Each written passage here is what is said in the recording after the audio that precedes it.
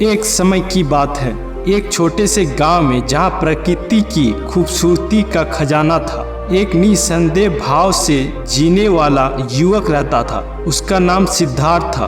वह अपने परिवार और गांव के लोगों के बीच में समृद्धि और सम्मान के साथ रहता था, परंतु उसका दिल हमेशा अंदर से खाली लगता था, जैसे कुछ अनपढ़ रह गया हो। एक दिन सिद्धार्थ गांव के बौद्ध मंदिर के पास से गुजर रहा था। वहां एक भिक्षु ध्यान में लगे रहते थे। अपने शिक्षक बुद्ध की समाप्ति के लिए ध्यानावस्था में चले आते थे। सिद्धार्थ उन्हें देखकर स्वयं को खो बैठा और दिल में एक अजीब सी तृष्णा उत्पन्न हुई।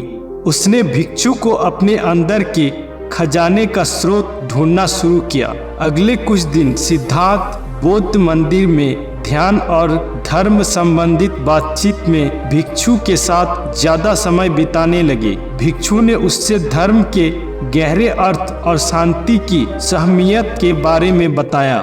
सिद्धार्थ के मन में अब एक नई आशा का प्रकाश जला। वह भी शांति और संतुलन की खोज में बौद्ध धर्म को अपनाने का इरादा बना लिया।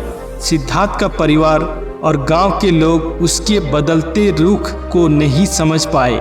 उन्हें लगा कि वह अपने धन, सम्मान और समृद्धि को त्याग रहा है और अनजाने में खुद को एक साधु के पथ पर ढकेल रहा है। उन्होंने उससे कहा कि वह इस समय की मौन व्रत और ध्यान का पालन करके अपने बाबा बने हुए धरोहर धन को नष्ट कर रहा है। कुछ समय बाद सिद्धार्थ ने अपने आंतरिक और बाह्य यात्रा के दौरान अपने पुराने गांव में वापस लौटने का निर्णय लिया। उसने दिवाली के अवसर पर अपने गांव के मंदिर के चरणों में अपनी प्रार्थना दी और मंदिर के दीपकों को जलाया। उस समय उसके चेहरे पर शांति और प्रसन्नता का प्रकाश था।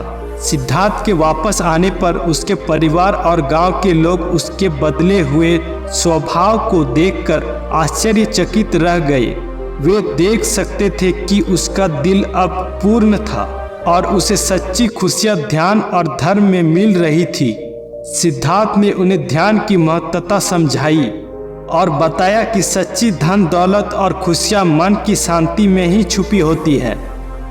इस कहानी से हमें यह सीख मिलती है कि असली संतुष्टि, शांति और आनंद धन दौलत में नहीं, अपितु अंतर मन की शुद्धि और संतुष्टि में है।